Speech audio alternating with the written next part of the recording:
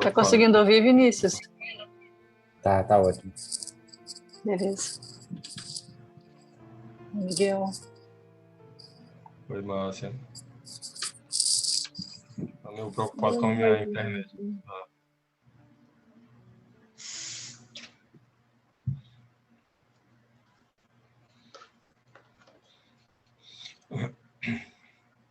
Então, eu faço a prece inicial, você termina, Márcia, faz a prece final.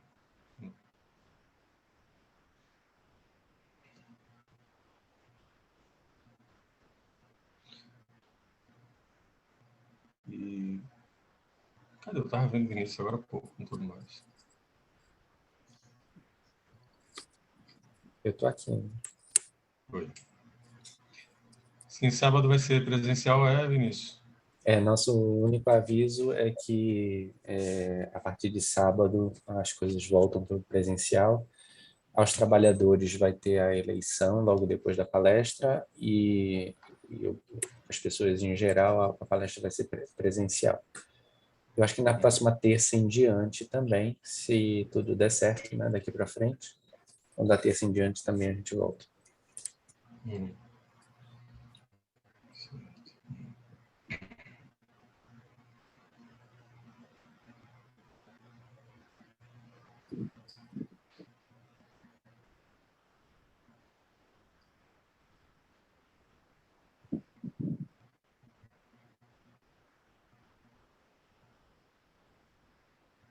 Cadê? Eu sumi.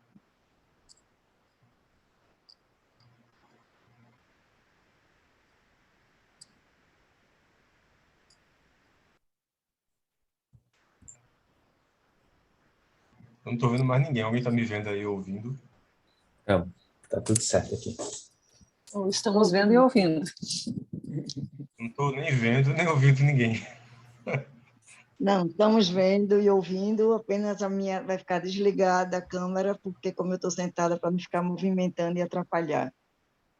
Tá certo.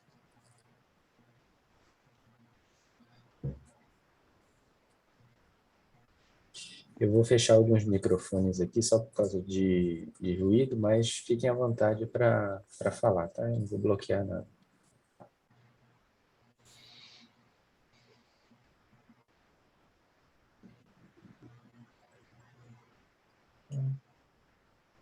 Já se você quiser já dar início, eu acho que já deu a hora, viu?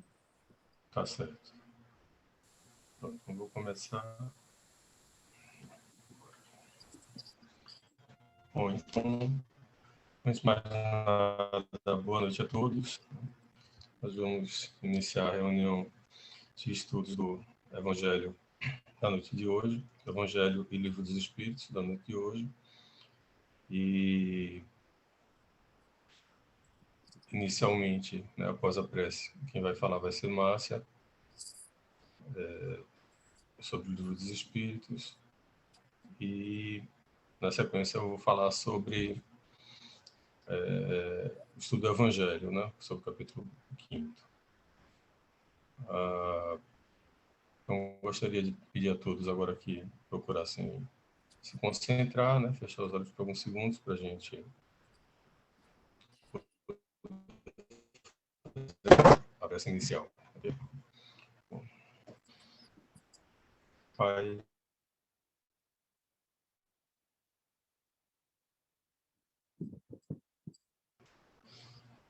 o Evangelho de Jesus e a doutrina espírita prometida por ele como Consolador prometido,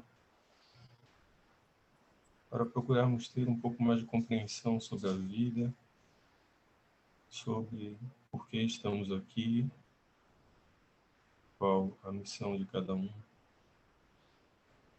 e o que podemos fazer para nos melhorar o mundo em que vivemos, amarmos e respeitarmos mais o nosso próximo. Senhor, embora estejamos todos distantes fisicamente, estamos agora comungados em pensamento e em oração. Pedimos a tua proteção, a tua inspiração dos espíritos amigos, especialmente os responsáveis pela Fraternidade Espírita de Aldeia, para que a nossa reunião transcorra em paz e seja produtiva. Que todos sejam abençoados pela tua bondade e misericórdia nessa hora, Senhor. Assim seja. Então, essa palavra Márcia. Vamos começar. Obrigada, Miguel. Muito boa noite a todos. O que a gente vai trabalhar hoje um pouquinho aqui, vamos refletir, sobre as questões 920 e 921 do Livro dos Espíritos. Lembrando que a gente está falando, nós estamos na parte 4ª, né, desse livro, que fala justamente das esperanças e das consolações, né? Eu acho que é uma das partes mais bonitas, mais importantes do livro, que é quando a gente começa a entender e entender a nossa situação, né, enquanto espíritos que estão vivenciando uma existência material apenas de muitas que já vivenciamos e muitas que ainda iremos vivenciar, e como isso é consolador. Sabemos que o que a gente está passando é só uma etapa, né, de aprendizagem para os mundos felizes, né, que um dia todos seremos espíritos puros e felizes. Bom, então, nesta parte 4ª das esperanças e consolações, a gente está falando do capítulo 1 das penas e gozos terrestres. E neste capítulo, nós temos 2 questões, né? E essas questões são relacionadas ao tema felicidade e infelicidade relativas. Eu achei muito curioso, logo no início, quando eu vi o título do tema, esse relativo aí, né? O que é uma felicidade relativa, né? O que é uma infelicidade relativa? E isso acho que foi muito importante ela ser colocada assim, mesmo no Livro dos Espíritos, o título do tema ser isso, porque eu acho que chama a atenção para, eu diria assim, a palavra mais importante do tema todo, né? E nos leva a entender de que tudo que nós estamos passando, a gente tem que enxergar com olhos mais abrangentes, né? A gente tem que enxergar como olhos que estão vendo uma pequena porção da nossa existência. Bom, então o que está falando? O que me chamou a atenção? Em primeiro lugar, eu queria ir atrás dessa questão de relativas, né? O que é relativo? É justamente, aí eu fui no dicionário, e é justamente o que coloca assim, o que não pode ser tomado como absoluto, o que é avaliado por uma comparação, né, que tem relação, né, que não é alheio a alguma coisa. E me chamou a atenção nessa definição do dicionário, foi no dicionário Priberan, os 2 exemplos que foram dados ali. Nascer e morrer são relativos. Olha o exemplo que estava no dicionário. E aí, por que são relativos? Aí eu fui atrás, né? Aí, bom, do ponto de vista lá da língua, mostrou justamente que nascer e morrer pode ter vários significados, vários sentidos, dependendo do ponto de vista e dependendo do contexto que a gente está vivenciando. Então, eu coloquei uns exemplos aqui. Morrer pode significar cessar de viver, né, falecer, pode ser secar-se, extinguir-se, sofrer muito, né, a pessoa está morrendo de dor, não vingar, ou seja, a planta não vingou, a planta morreu, não chegar a concluir-se um projeto que morreu no caminho, né? Cair em esquecimento, definhar, né? Ter paixão, né? Eu morro de amores por chocolate. Então, você vê como a relatividade da palavra. A mesma coisa com nascer. Nascer, sair do ventre materno, acho que é uma das primeiras coisas que a gente lembra, né? Mas pode ser sair do ovo, brotar, germinar, começar a manifestar-se, né? Nascer uma ideia, provir de alguma coisa, constituir-se, sobressair, o nascer do sol, né? O surgimento do sol, dos astros no firmamento. Então, esse exemplo, eu achei um exemplo tão interessante, que são justamente 2 palavras muito fortes na nossa crença espírita, o que é nascer, o que é morrer, né? O que é encarnar, o que é desencarnar, e vieram justamente como 2 exemplos da relatividade, né? Então, para a gente fazer esse gancho aí, então, com a felicidade e a infelicidade relativas. E aí eu comecei a pensar, já que a felicidade é relativa, o que será que a gente pensa da felicidade? O que nós, humanos, vivendo aqui no nosso planeta, que ainda é um planeta de expiação e provas, como a gente enxerga felicidade?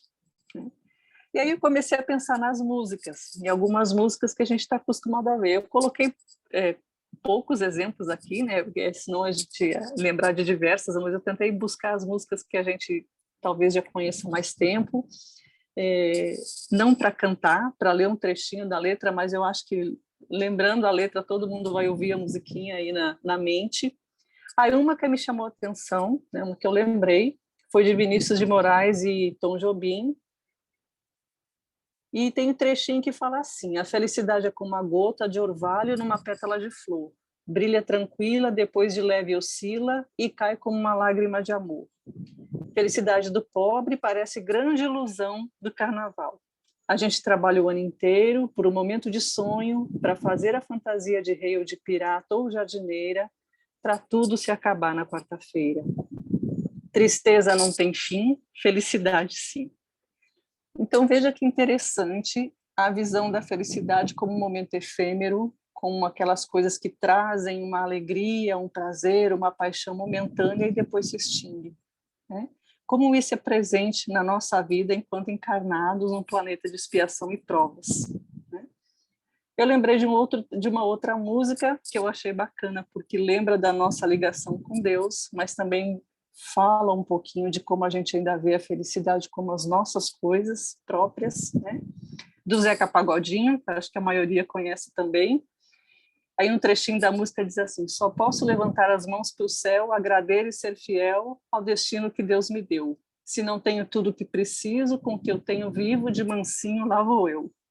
Se a coisa não sai do jeito que eu quero, também não me desespero. O negócio é deixar rolar, e aos trancos e barrancos lá vou eu, sou feliz e agradeço por tudo que Deus me deu. Então, vocês vejam, são duas músicas que tentam colocar o dia a dia, as dificuldades, os tropeços que nós temos na nossa vida, como obstáculos que talvez tirem a nossa felicidade, né? E ao mesmo tempo, né, o Zeca Pagodinho ainda lembrou, mas ao mesmo tempo aquela gratidão, né, de saber que esses obstáculos não devem estar ali sem razão, né? Então, apesar disso, ele se considerar feliz. Então, isso é muito interessante para o que a gente vai ver daqui a pouquinho mais adiante. E aí me chamou a atenção, eu encontrei também um trabalho de um cientista holandês. Aí, é claro, ele só trabalhou com músicas internacionais, porque o trabalho dele foi abrangente, né? Foi no mundo todo. Mas eu achei interessante que ele colocou ele fez um trabalho para elencar músicas que as pessoas classificariam como músicas felizes, ou músicas que trazem a felicidade. E aí ele fez várias medições, né? Fez um trabalho dentro da abordagem científica, e ele colocou assim, que ele concluiu que as músicas que as pessoas sentiam, aí você vê que não tem o viés da escolha da Márcia, né? As primeiras músicas ali que eu coloquei, eu escolhi, né, na internet. Isso aqui foi uma escolha que várias pessoas que participaram no mundo todo foram elegendo as canções. E o que chamou a atenção é que as primeiras canções, as primeiras colocadas eram aquelas que a letra em si das músicas não precisava fazer muito sentido, né? Ou falarem de eventos positivos, ou que falavam de eventos positivos. Então, não eram músicas que precisavam ser músicas muito trabalhadas, mas que relacionassem com diversão, com festa, com amor, com dançar, né? Então, elas eram mais percebidas como músicas felizes e músicas que traziam felicidade. Então, você vê que ainda nós ligamos a felicidade a muito das nossas sensações aqui na Terra, que a gente sabe que são sensações passageiras. Então, só por curiosidade, a primeira música da lista foi Don't Stop Me Now, do Queen, que é uma música que ele fala que eu quero me divertir, não me pare agora, eu sou um cometa, eu estou fervendo. E a segunda é do ABBA, Dancing Queen, que também ela fala que ela é uma rainha da noite, que se tem rock tudo é bom, né? Deixa a música tocar alto, só tem 17 anos.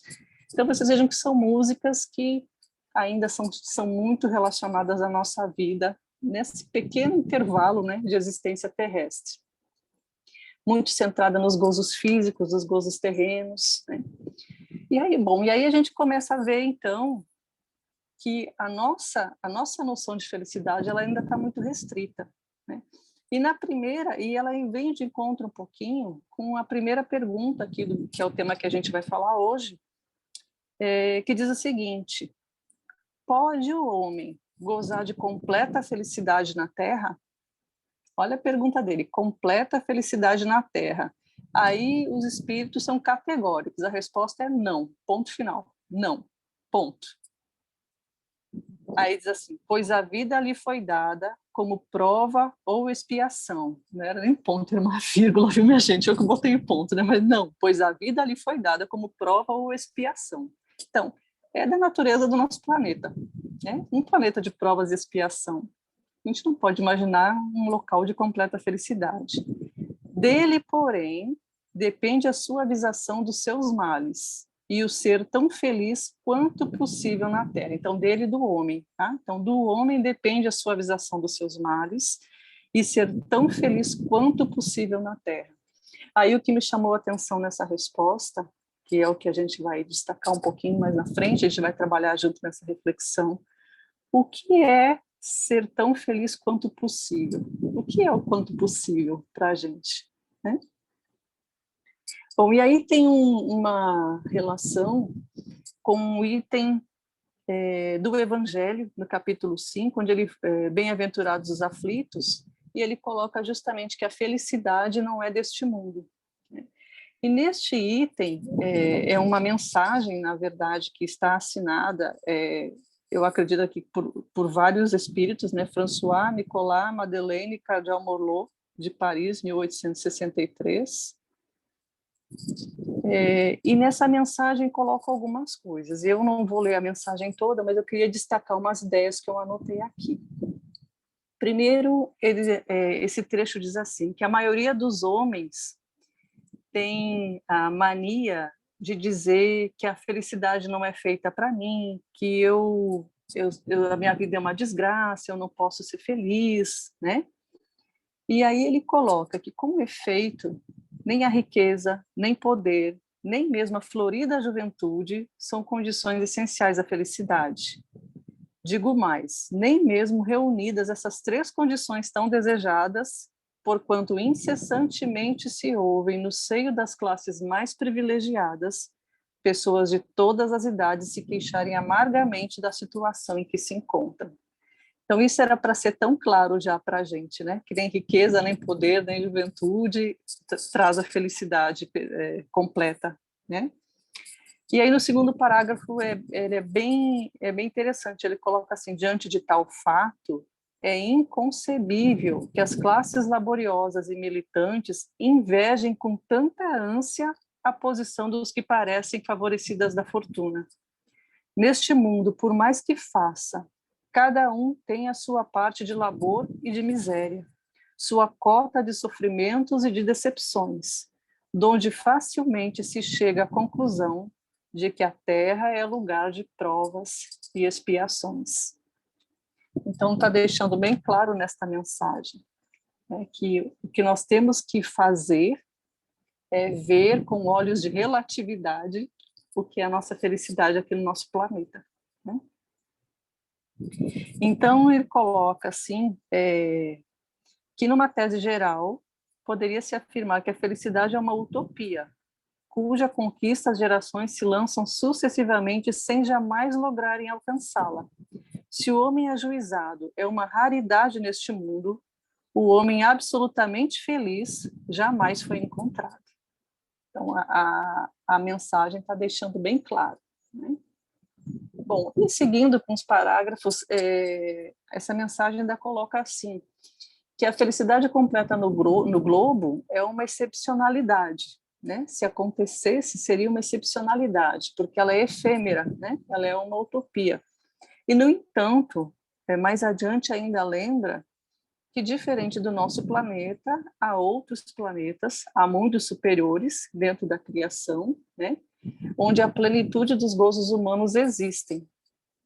E aí, o que eu destaquei aqui no texto diz assim: para os quais vossos esforços e vossas tendências os farão gravitar um dia para esses planetas, quando vos achardes suficientemente purificados e aperfeiçoados.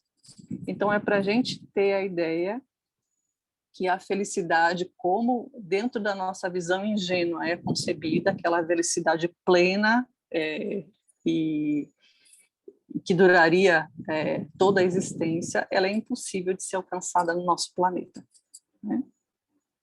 E aí termina assim: assim, pois, meus queridos filhos, que uma santa emulação vos anime, e que cada um de vós se despoje do homem velho. Deveis todos consagrar-vos à propagação desse espiritismo que já deu começo à vossa própria regeneração. Corre-vos o dever de fazer que vossos irmãos participem dos raios da sagrada luz. Mãos, portanto, à obra, meus muito queridos filhos, que nesta reunião solene todos os vossos corações aspirem a esse grandioso objetivo de preparar para as gerações por vindouras um mundo onde já não seja vã a palavra felicidade. Então, nós estamos caminhando para isso, né? Então, bom, depois dessas reflexões, a gente fica pensando, mas é possível, então, ser feliz no nosso planeta? É possível ser feliz na Terra? Né?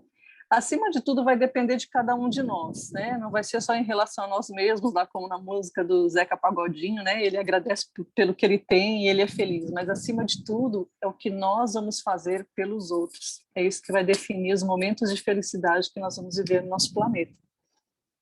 E aí, na questão 921, Allan Kardec pergunta alguma coisa assim mesmo. Ele fala o seguinte, deixa eu pegar aqui. Concebe-se que o homem será feliz na Terra quando a humanidade estiver transformada, né? Tudo até aí ele entendeu, né? Tá bom, quando for transformada a gente vai ser feliz. Mas enquanto isso não se verifica, poderá conseguir uma felicidade relativa? Então, daí veio o título lá do item dele, né? Será que relativamente a gente não pode ser feliz? Aí a resposta dos espíritos é muito marcante, porque ela começa logo com uma frase que chama bastante atenção. Diz assim: o homem é quase sempre obreiro da sua própria infelicidade. Então, aí ele já disse quase tudo, né? Nós não somos mais felizes porque, infelizmente, a gente ainda trabalha para a nossa infelicidade. É isso que a gente faz, na verdade, né? Então, pela prática da lei de Deus, há muitos males pode forrar-se, proporcionando a si mesmo felicidade tão grande quanto o comporte a sua existência grosseira. Então, aqui eles já colocam que a nossa felicidade é limitada, né? Ela é limitada ao nosso padrão evolutivo ainda, né? Que ainda tem essa afinidade por um planeta de expiação e provas, né? Que ele chama aqui da nossa existência ainda ser muito grosseira. Nós ainda somos muito apegados à materialidade, ao conforto físico, né? aos gozos físicos. A gente ainda não consegue medir a felicidade com olhos mais espiritualizados. E aí, o que eu queria destacar? Ele coloca assim,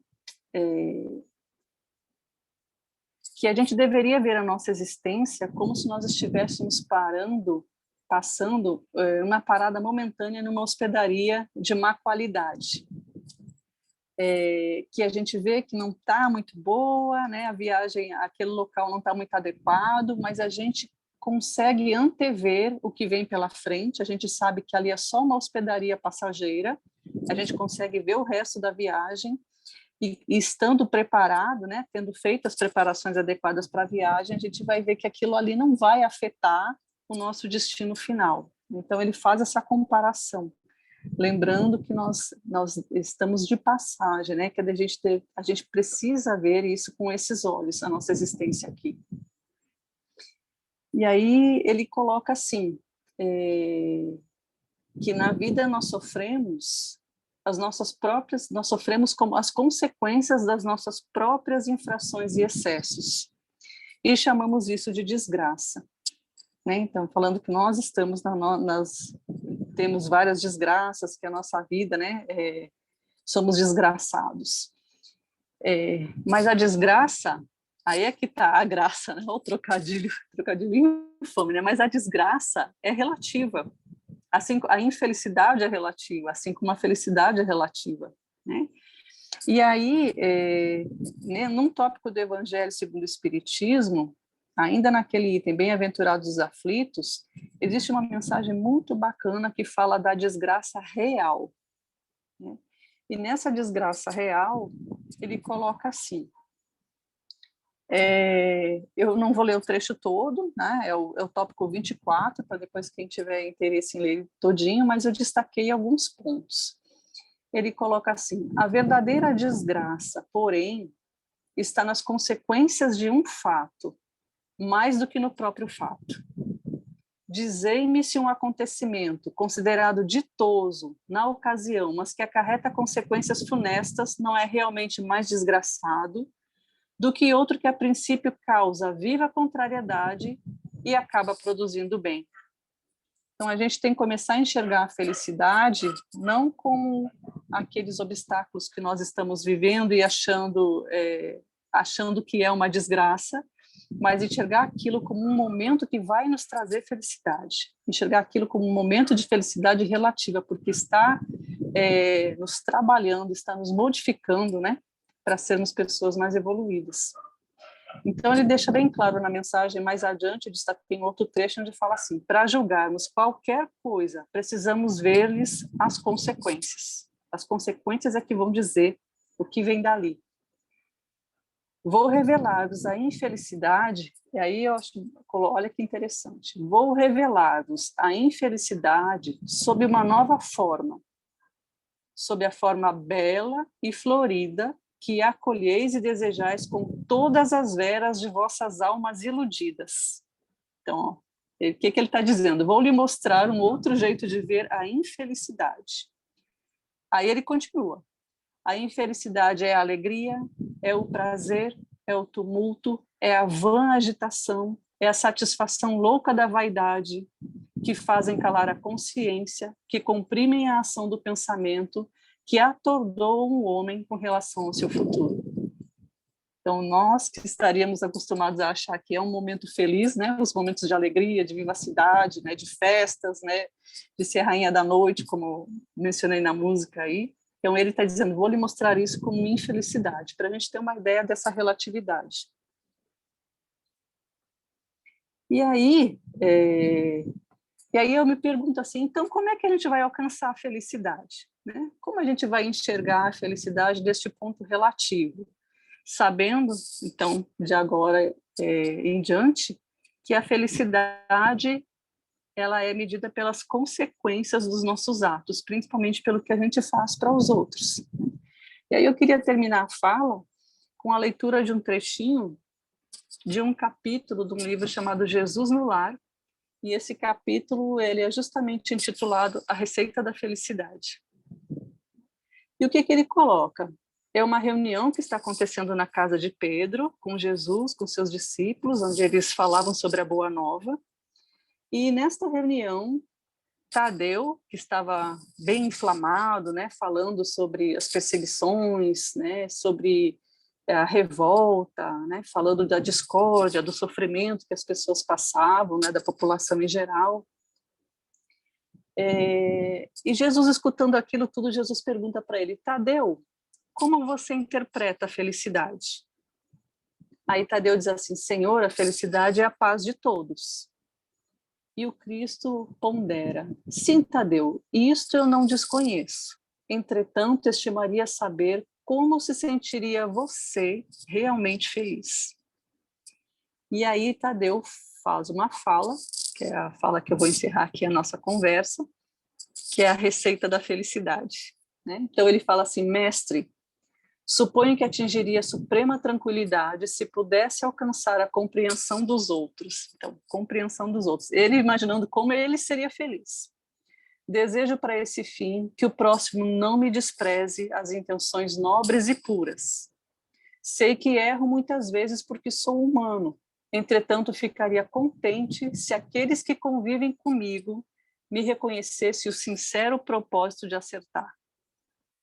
Respiraria abençoado júbilo se pudesse confiar nos meus semelhantes, deles recebendo justa consideração de que me sinta credor em face da elevação do meu ideal.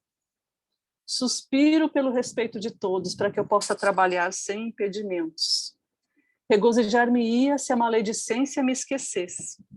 Vivo na expectativa da cordialidade alheia e julgo que o mundo seria um paraíso se as pessoas da estrada comum se tratassem de acordo com o meu anseio honesto de ser acatado pelos demais. A indiferença e a calúnia doem-me no coração. Creio que o sarcasmo e a suspeita foram organizados pelos espíritos das trevas para tormento das criaturas. A impiedade é um fel quando dirigida contra mim. A maldade é um fantasma de dor quando se põe ao meu encontro. Em razão de tudo isso, sentir-me-ia venturoso se meus parentes, afeiçoados e conterrâneos, me buscassem não pelo que eu aparento ser, nas imperfeições do corpo, mas pelo conteúdo de boa vontade que presumam conservar em minha alma. Acima de tudo, o Senhor estaria sumamente satisfeito se quantos peregrinam comigo me concedessem direito de experimentar livremente o meu gênero de felicidade pessoal, desde que me sinta aprovado pelo código do bem, no campo da minha consciência, sem ironias e críticas descabidas. Resumindo, mestre, eu queria ser compreendido, respeitado e estimado por todos, embora não seja ainda modelo de perfeição que o céu espera de mim, com o abençoado concurso da dor e do tempo. Vejam que mensagem bonita, que receita. E como é que o Cristo, né, o que o Cristo comenta ao final disso? Tadeu, procura então a alegria e felicidade do mundo inteiro, proceda para com os outros, como deseja que os outros procedam com você.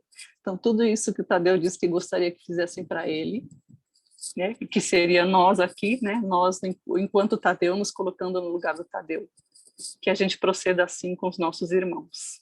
Né? Bom, gente, a reflexão eu termino por aqui. Fiquem todos com Deus e eu retorno a palavra para Miguel. Muito obrigada.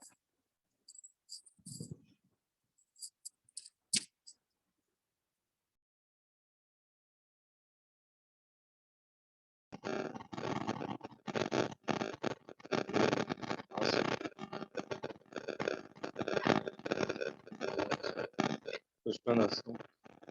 E quando a gente chega nessa quarta parte, né, do Livro dos Espíritos, fala sobre leis morais, ela vai se aproximando também do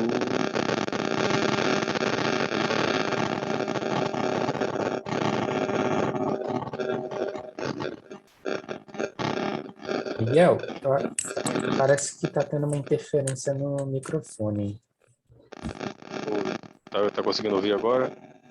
É tão chiado assim, como se tivesse sei lá, um rádio do além que está uma transcomunicação. Assim. Talvez seja melhor sem o microfone, porque ele está com mau contato, parece. Melhorou. Certo. Bom, eu na realidade, eu mudei, eu estava usando o laptop, mas a minha internet está dando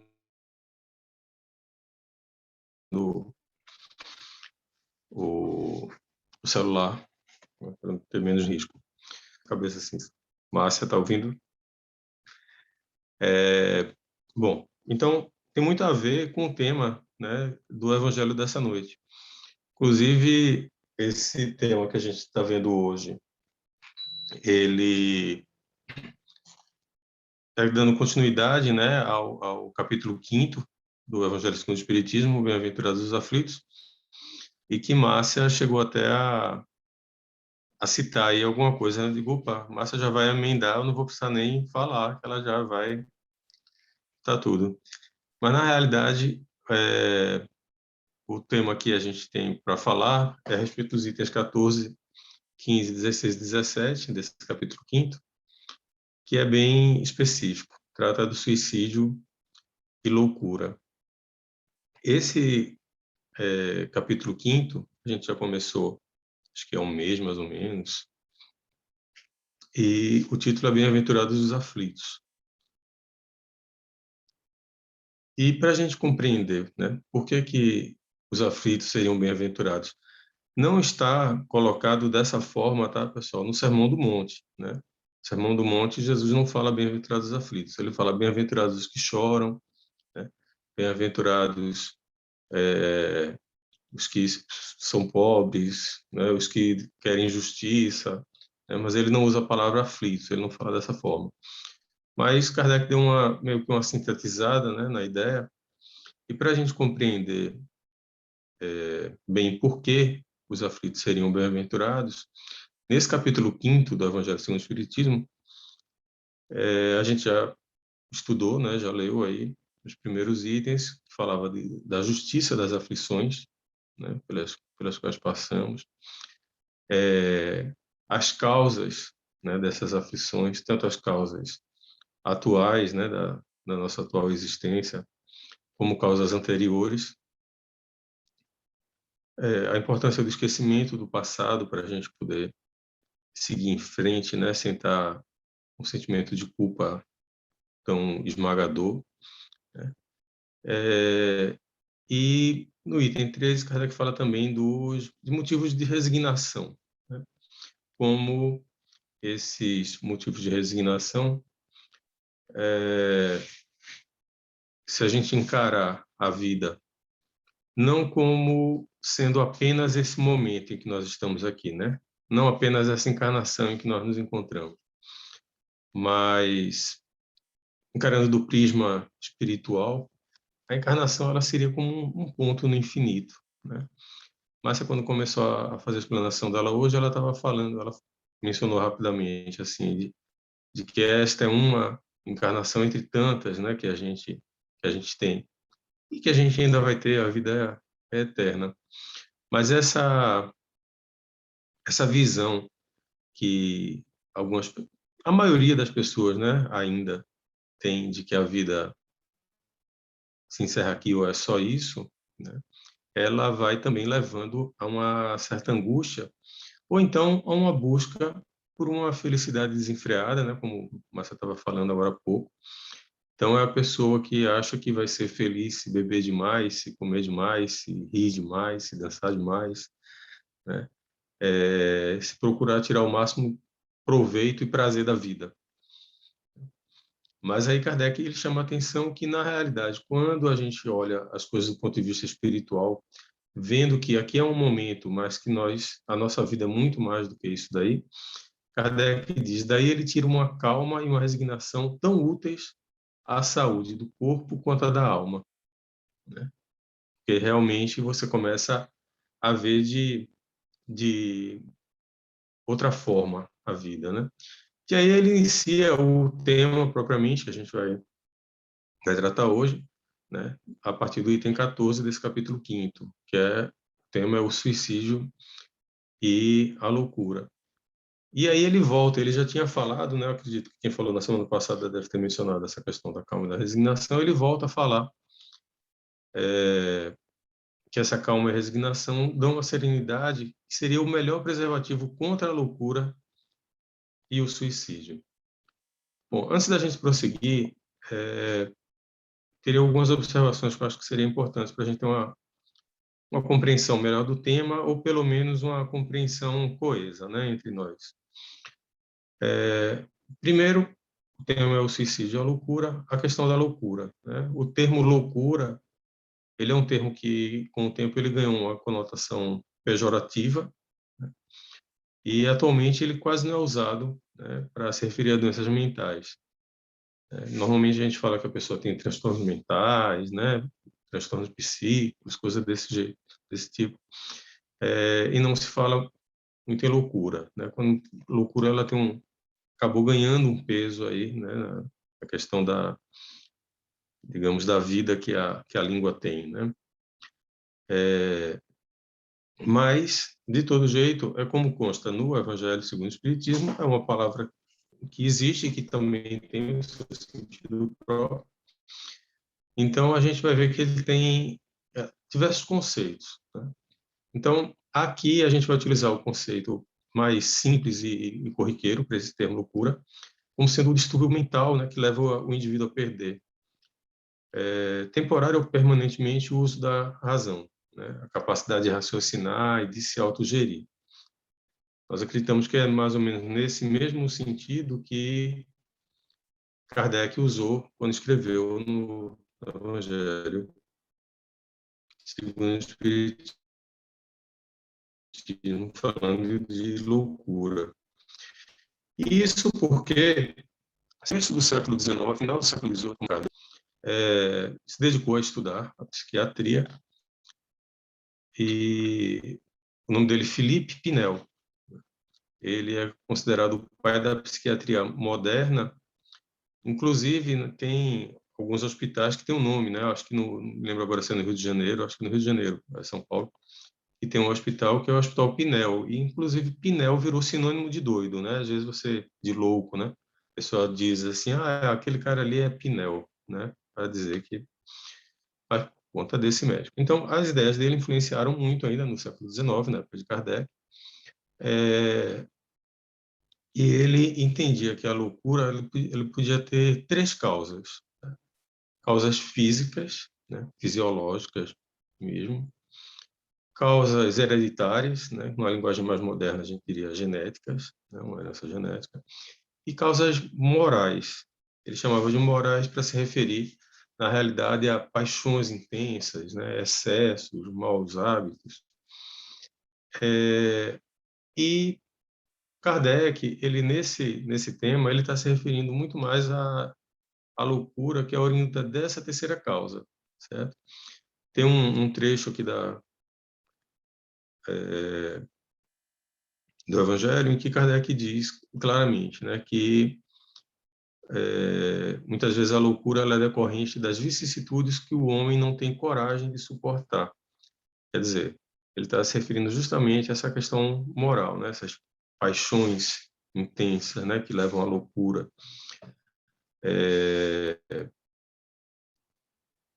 E que a gente vê, mesmo assim,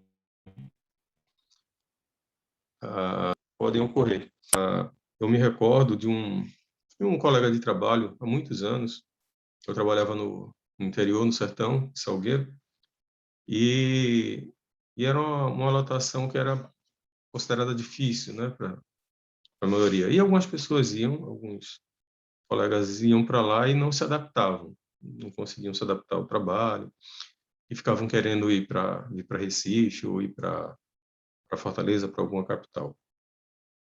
E eu me recordo bem de um rapaz que tinha chegado fazia pouco tempo e ele começou a se deprimir, né, por conta daquela situação, porque ele não queria ficar lá e ele começou a nitidamente se entregar à doença. E é uma pessoa que eu vi assim sair de um estado de sanidade mental para uma depressão, não vou dizer que profunda, mas uma depressão que se acelerava bem rapidamente por se entregar, né? E aí eu me recordo de uma amiga eu tenho, né, que é psicóloga. Acho que na época que ela ainda era estudante, a gente conversando uma vez, eu gravei essa conversa, porque ela dizia assim: as pessoas ficam doentes de algum problema físico e vão se tratar. Então a pessoa começa a sentir uma dor sei lá, na barriga, não sabe bem o que é, mas vai fazer uma endoscopia e vai descobrir, de repente está com uma gastrite ou seja lá qual for o problema.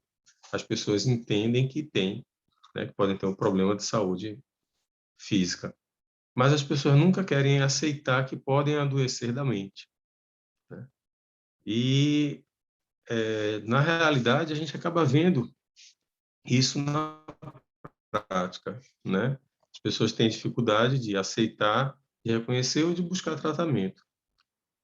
E essa questão da loucura do suicídio, ela acaba tendo muito a ver com isso daí. E inclusive eu falei que são 4 itens, né? 14, 15, 16, 17. No item 15, a DEC chama atenção para isso também, né?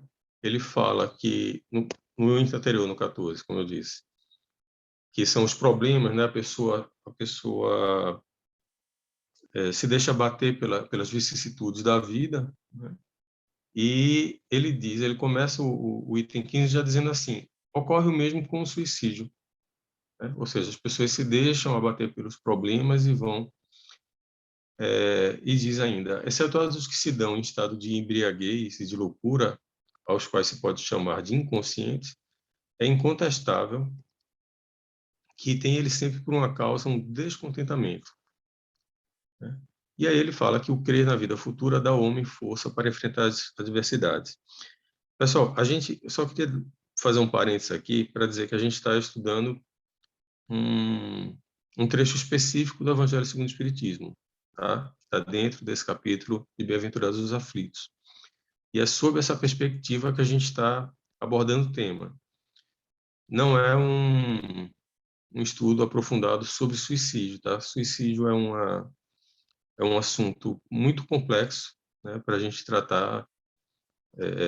Primeiro que eu não tenho, né, não sou gabaritado a tanto. E segundo que, para assim, numa conversa de meia hora. Então, a gente está focando especificamente na mensagem do Evangelho segundo o Espiritismo sobre o tema, tá certo? E nesse aspecto, o que ele está chamando a atenção é exatamente para essa perspectiva, e aí vem, né, um link com o que Márcia estava falando antes, dessa questão da felicidade ou da infelicidade e de como as pessoas reagem ou não, né, aos acontecimentos da vida e como isso pode ou não abater uma pessoa. Nessa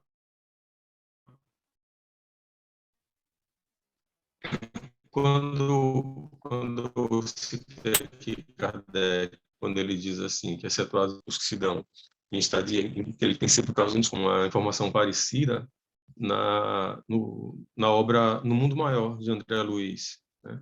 Tem um trecho lá em que se diz que quase 95% dos casos de loucura, excetuados os casos de infecção microbiana no cérebro, ou seja, os casos de doença mesmo, começam por atitudes mentais de impaciência ou tristeza, né?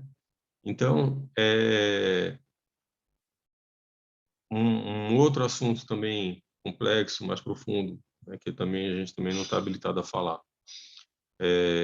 mas também a gente pode ter noção, né, tanto por experiência de vida como leitura, etc., é depressão, né? Às vezes a depressão, a pessoa começa a passar determinadas situações em que, por falta de uma atitude mais positiva ou de buscar uma ajuda especializada, quando é o caso, né, e ela acaba se entregando mais e adoecendo mais, né? Fazendo a comparação, como a gente fez agora há pouco, com a doença física, é como uma pessoa que tem sei lá, sofre um pequeno corte na perna e não trata, e a coisa vai infeccionando e vai piorando até o momento que a pessoa tem que amputar a perna, por exemplo, né? Uma coisa que poderia talvez ser tratado no começo, às vezes com água e sabão, né? Então, os problemas da mente, eles vão também por aí, de uma certa forma. E é nesse aspecto que Kardec está chamando a atenção, né? Que a maneira como a gente encara, né, os problemas e essa perspectiva de um ponto de vista mais alto, como ela vai nos ajudar. A gente falando aqui em suicídio, uma das maiores ondas de suicídio que teve na história da humanidade foi quando teve a quebra da Bolsa de Valores de Nova York, em outubro de 1929. Né? Então, naquela época, o que é que aconteceu? As pessoas nos Estados Unidos, como hoje também, tinham por hábito aplicar na Bolsa de Valores, né? Então, eram milhões, na realidade, de aplicadores, e pessoas que colocavam praticamente todas as suas economias. Quando houve a quebra da Bolsa, e a Bolsa despencou, e ações que, de repente, valiam, sei lá, $100 passaram a valer $1, 10 centavos, muita gente se desesperou e suicidou-se, né? E é um caso que se encaixa muito bem dentro disso que Kardec está falando aqui, né? Essa perspectiva, quer dizer, as pessoas que estavam com uma perspectiva muito ligada no sentido material, né, elas se desesperaram a ponto de querer interromper a vida, né, pela perda de bens materiais, pela perda de dinheiro. Afinal das contas, a grosso modo, resumindo, seria isso, né? E nisso daí, a gente vai encontrar no item 16 desse capítulo 5º, que Kardec atribui a propagação das doutrinas materialistas. Ele fala: o veneno que inocula a ideia do suicídio na maioria dos que se suicidam. Ou seja, quanto menos a pessoa acredita na vida espiritual, menos acredita na espiritualidade, em Deus, na continuação da vida, quanto mais ela se prende a coisas materiais, mais ela vai se deixando dominar, né, pelo que acontece no mundo externo a ela, né? Coisas que algumas pessoas simplesmente não dariam valor nenhum, outras pessoas vão dar um valor exagerado para isso daí, né? E é por isso que a gente vê, assim, os espíritos dizem com uma certa frequência que, para nós, né, que acreditamos que sabemos, né, que a vida continua após a morte, né, que a maior decepção que um suicida pode ter é descobrir que continua vivo. A gente lendo sobre o assunto, sobre a perspectiva espírita, a gente viu o seguinte, que cada caso de suicídio, ele é diferente do outro, ele tem características. O espírito que cometeu o suicídio, ele vai sofrer consequências diversas, né?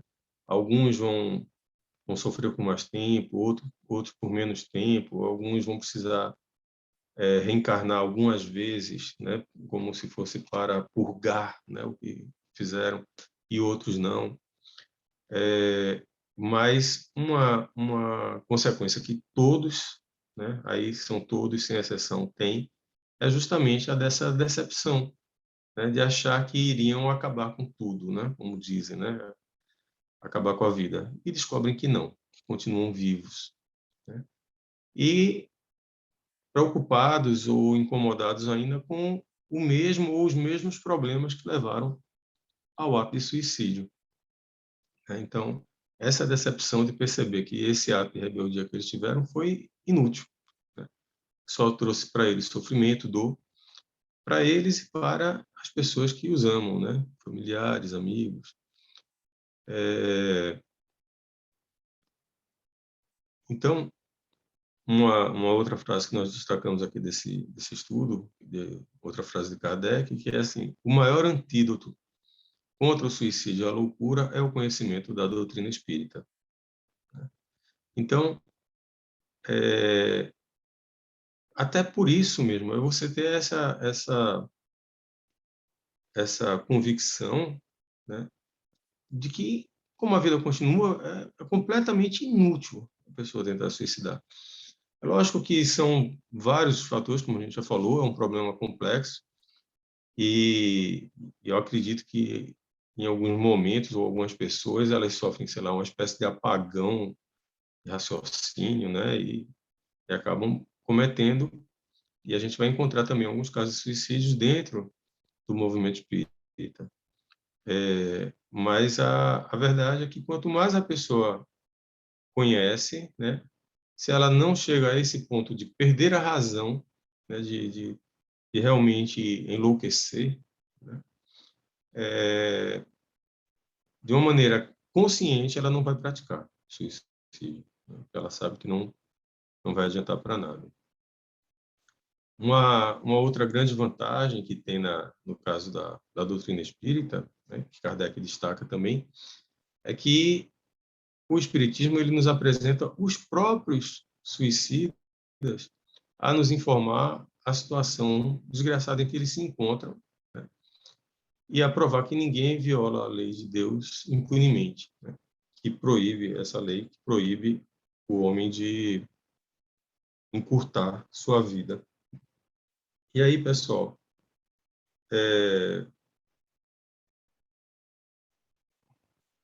teve uma mensagem que eu vi aqui de Emmanuel, que falava sobre essa questão do suicídio. Deixa eu só ver se eu encontro aqui.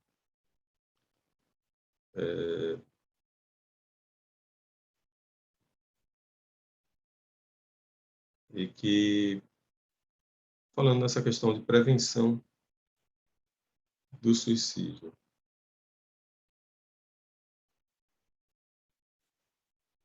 eu achei interessante. É uma mensagem que ele intitula de prevenção contra o suicídio.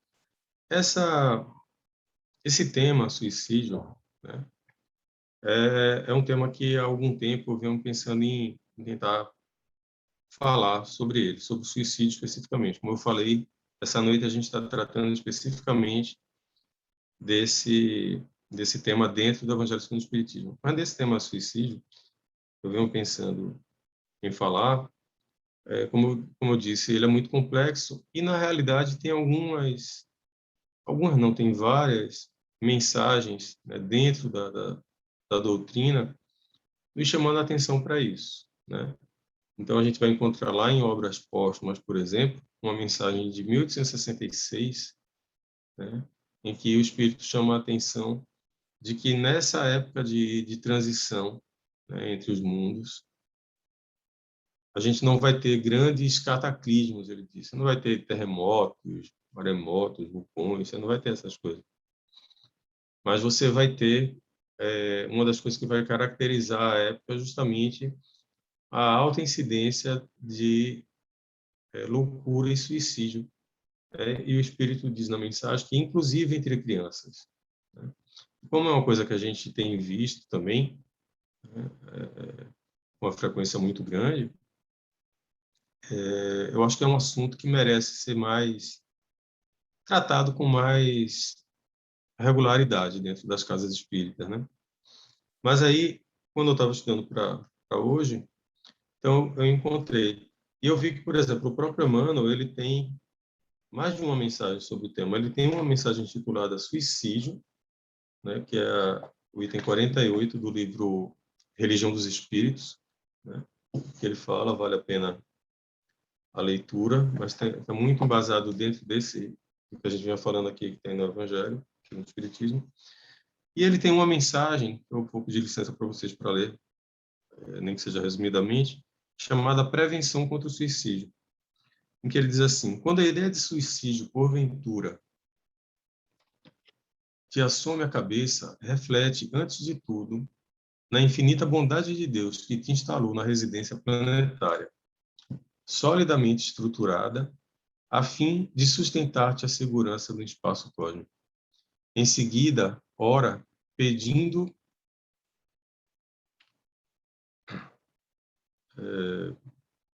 socorro aos mensageiros da providência divina. Medita no amor e na necessidade daqueles corações que te usufruem a convivência.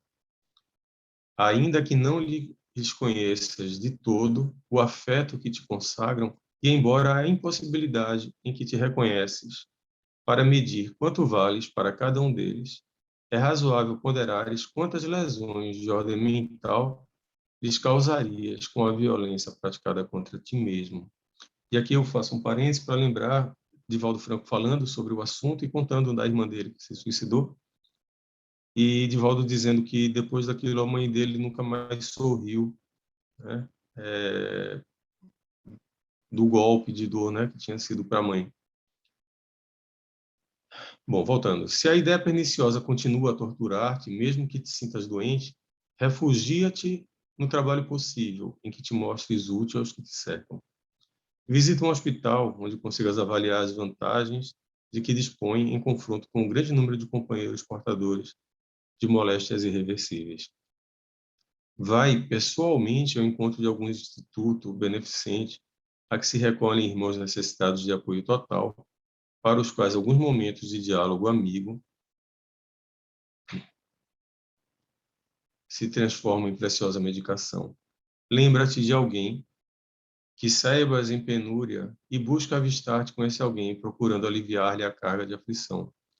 Comparece espontaneamente aos contatos com amigos reeducandos que se encontrem internados em presídios do teu conhecimento, de maneira a prestares a esse ou aquele algum pequenino favor. Não desprezes a leitura de alguma página esclarecedora capaz de renovar-te os pensamentos. Entrega-te ao serviço do bem ao próximo, qualquer que ele seja, e faz empenho em esquecer-te, porque a voluntária destruição de tuas possibilidades físicas não só representa um ato de desconsideração para com as bênçãos que te enriquecem a vida, como também será o teu recolhimento compulsório à intimidade de ti mesmo, no qual por tempo indefinível permanecerás no envolvimento de tuas próprias perturbações. A prece é de um valor inestimável para os que sofrem. Devemos orar sempre que estivermos diante de um desafio existencial, sempre que formos atingidos pelas provações da vida.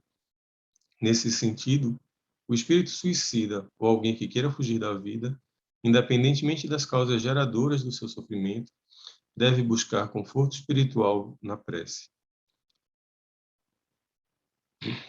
Emmanuel, no livro Pronto Socorro, Psicografia de Chico.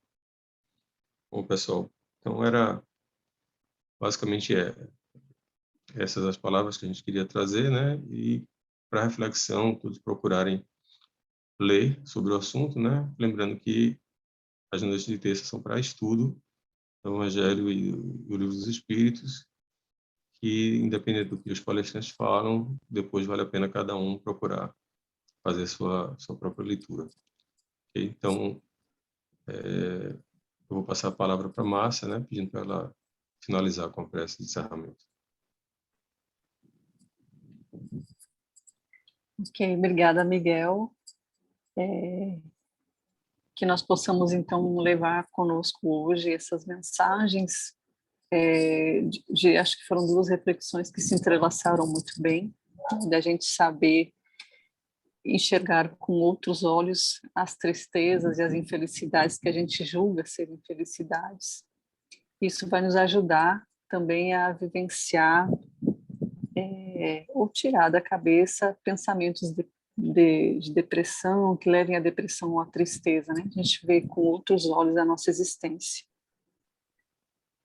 Então, com essa nossa mente elevada a esse pensamento de consolo, das reflexões que vieram aqui hoje, enxergando que a nossa receita da felicidade está principalmente em fazer a felicidade dos que nos cercam, para levarmos todos nós a um mundo melhor.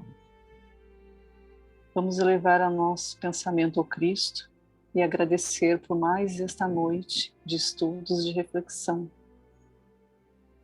pedindo a Deus que nos ilumine, que nos acompanhe, que faça com que possamos levar conosco no nosso íntimo os pensamentos mais puros, mais elevados, para nos guiar no nosso dia a dia. Que nós possamos levar também, como exemplo da nossa conduta, os passos que o nosso irmão Francisco de Assis nos ensinou na sua oração e que eu vou repetir agora para nós. Senhor, fazei de mim um instrumento de vossa paz. Onde houver ódio, que eu leve o amor. Onde houver ofensa, que eu leve o perdão. Onde houver discórdia, que eu leve a união. E onde houver dúvida, que eu leve a fé. Onde houver erro, que eu leve a verdade. E onde houver desespero, que eu leve a esperança. Onde houver tristeza, que eu leve a alegria. E onde houver trevas, que eu leve a luz. Mestre, fazer com que eu procure mais, consolar que ser consolado, compreender que ser compreendido, amar que ser amado, pois é dando que se recebe, perdoando que se é perdoado e morrendo que se vive para a vida eterna. Que nós levemos conosco esses pensamentos e sigamos em paz durante os nossos dias vindouros. Que todos fiquem com Deus. assim seja. Bom, assim seja. Então, damos por encerrado, né, o estudo da noite de hoje. Muita paz para todos. Tchau, gente. Fiquem com Deus. Fiquem com Deus também. E obrigada pela explicação de hoje, foi ótima. Que bom.